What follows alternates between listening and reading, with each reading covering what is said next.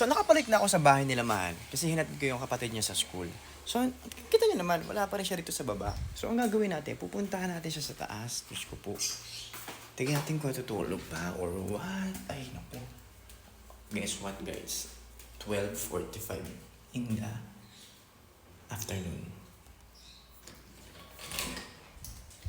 Hoy, ba't di ka pa bumabangon? Alay ka na, bumaba ka na.